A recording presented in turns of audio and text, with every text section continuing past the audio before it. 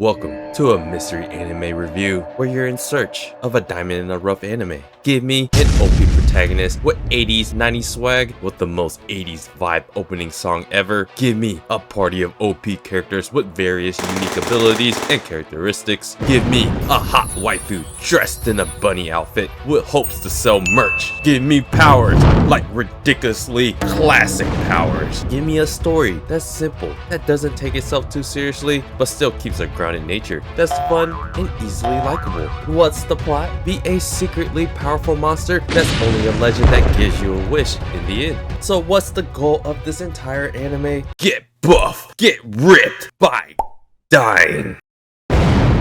Like a lot in life. Because it's all a metaphor for achieving dreams and untapped potential no matter how Oji-san or Oba-san you become. So what is this mystery anime? I gotta take a deep breath for this one. The Osa newbie adventurer trained to death by the most powerful party became invincible. Shinmai Osa Bokensha Saikyo Party ni shinu hodo kitaerarete muteki ni naru.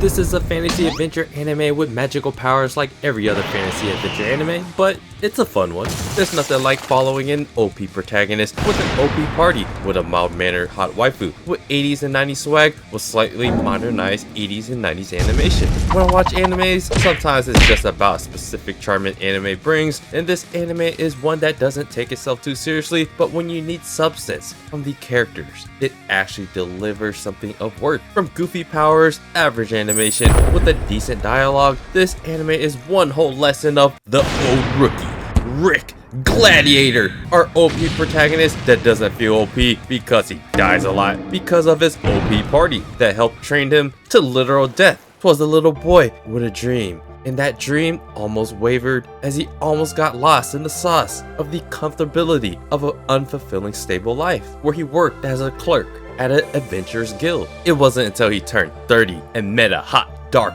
elf chick with the temperament of a maid and a handful of housewife came to help change his life forever. It was a monster that he tried to protect her from, but what he didn't know is that this swag of a maid and future wifey don't need no man, cause oh my god, no matter how beta it seems to have a lady protect you, you can always redeem yourself with some confidence and ask her out on a date anyways. That is when it all changed for Rick Gladiator, because once again, powerful monsters came to eat your children and wives, and it's up to Rick Gladiator and friends to help quell these monsters' reign of terror with the hot dark elf OP waifu that will later ask Rick Gladiator to join her party of OP heroes, become stunned by her PTSD as this dragon comes through to shoot fire and kill things. It was only then, when push comes to shove in a life or death situation, Rick Gladiator's powers that lay dormant all of these years manifested into getting stomped. It manifested into Rick Ultra Instinct Sparkling Gladiator. Rick finally unlocked the power he was always supposed to have, and apparently in this world most people have some unique power they are born with that naturally manifests over time when they are young. I guess 30 years old is pretty young, my fellow Oji-sans. This lesson, this metaphor, is all about discovering something about yourself that you didn't know you quite have. So in Rick Gladiator's case, it's finding the right situation that allows him to unlock his powers. Even when you are old, there are probably things about yourself you didn't know you had in you, like dying and coming back to just die and come back again in Rick's case, which is like this show's over the top way to show Rick and some of the other characters along the way to help show that you have some kind of untapped potential no matter how Oji-san or Oba-san you get. The downside to somehow obtaining this unlocked potential: suffering by death over and over and just getting old. That's suffering. If we're being real here, truthfully, to get where you want in life just involves a lot of that suffering. And the Osa newbie adventure is a story about an Oji-san that can still do amazing things. When you get into your 30s, you're basically like, I don't relate to these young MCs no more. Let me get this Oji-san MC that's still young enough to accomplish great physical feats and get hot chicks, but apparently too old for people in their 20s. Come on guys, 30s ain't that old. Or is that cope?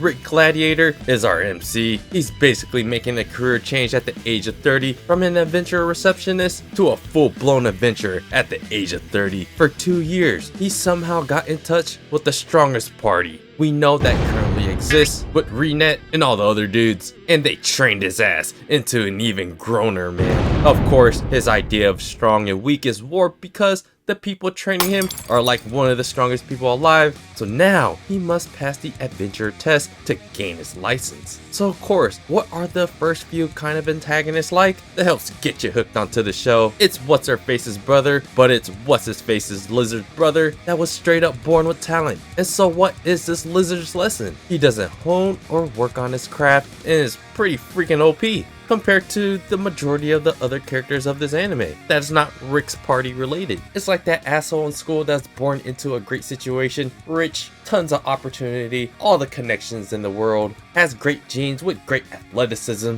intelligence, and to cap it off, a good set of hair that doesn't need to be covered by a bucket hat. Ew. Besides me projecting my coming of old age, what makes this anime a guilty pleasure? Is it the waifus, the incredible powers, the fight scenes? Did I mention waifu with big blessings? It's none of that, it's in the title. Invincibility.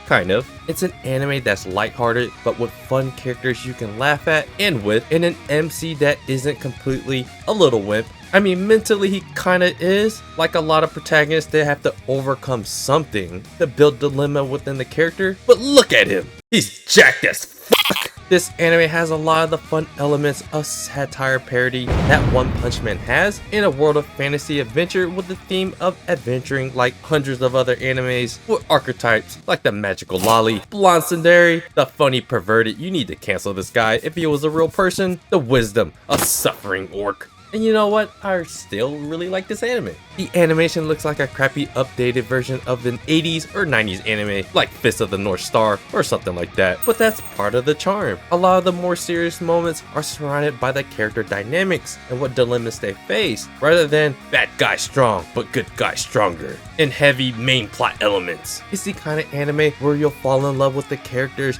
and their struggles to overcome their own little plot dilemmas, all the while giving us some excitement with some flashy scenes, with some bounce to it. This is the kind of anime that reveals something important about yourself and about life. We all have it. It almost feels like a sin, but it's our primal desires that hits all the spots that feel good in the end. A guilty pleasure, a give in to the lust, an orgasmic ecstasy that when you get a taste of it, there ain't no coming back. It's enjoying an average anime. Overall, it's an anime with the same kind of themes, the same kind of lessons, with the same kind of fan service, with the same kind of archetypes that keeps you coming back to bunny waifus, and an MC that keeps shonening, even while being an oji-san. There's still hope for us 30-year-olds, and apparently 40 in the show. It's the kind of anime addiction that gets remixed time and time again, but no matter how it spins, that dopamine is there when you experience the climactic moments of beating the shit out of assholes and having all the hot chicks admire you. This is the type of lust and emotions that we yearn for because it always works. That guilty pleasure is called, let me take a deep breath again, the Osa newbie adventurer trained to death by the most powerful party became invincible. Shinmai Osan Bokensha Saikyo Party ni shinu hodo kitaerarete Muteki ni naru. Goddamn you, Japan. This is an anime that's very easy to get into, and you'll know right away what kind of anime it is and what kind of characters you are faced with. By episode 3, we already get to see Rick go against an asshole rival. By episode 4, we get the lore and we get the backstory of Rick and how he met Renet, which led him to train under this powerful party of heroes. From a guy that had dreams and unlocked potential that fell into this stable life and income. But when you have dreams, bruh, that's just an itch that you have to scratch. While I didn't really get into like the main plot, I think the main plot essentially just becomes a vehicle to tell the overall bigger lesson, to give the experience to Rick's character of being of an older person, to still go out there and try to accomplish something and figure out things about yourself, even though you are getting older. that there's still other potential in you, and no matter how strong you get, you're still gonna face different kind of dynamics where physical ability doesn't necessarily overcome everything that you face in life. And that's what I like about the show, and it gives this vintage anime look that's slightly updated. There are some cool animation parts, but for the most part it's pretty average in my opinion. But being average still means that it's not a bad anime, which is something that you could still enjoy. That's why there's so many damn animes out there, because there's certain elements about certain animes that still make it watchable and enjoyable. If you guys watch Frieren, I would kind of comp Rick's character and the things that he's trying to face kind of like Zine from Frieren. So overall, Rick's party and himself, they're just trying to defeat this magical creature that gives them a wish. So instead of fighting Dragon Balls, you're beating the dragon monster for it to give you the wish that you want. So the entire story just follows Rick and his party members trying to figure out how to find this magical creature that will grant them their wish. And what their wish is, we don't know that much about just yet, at least early in the show. So yeah guys, let me know what you guys think about this anime. Is this something that you guys would be interested in, or if you already are watching it or reading the manga? Personally, I am starting to read the manga. I'm just a little bit ahead of the anime right now. So by the time I get this video out, the latest episode is probably like episode 10 or something like that. But yeah, sometimes it's just fun to watch an average anime, and there's nothing wrong with that. And personally, it's something that I can relate to a little bit more going through Rick's experience, being I am in my 30s too. So yeah, let me know what you guys think about this anime, the Osan Newbie Adventure ... I would love to know what you guys think, and if you guys like these kind of mystery anime reviews, let me know if this content is good. Otherwise, I'm always down to improve what I can put out there for you guys. So yeah, let me know what you guys think, and do me a favor, hit the like button, subscribe to the channel if you guys haven't already. Check out my blog at otakusen.com, and I appreciate you guys watching, and I'll see you guys on the next video.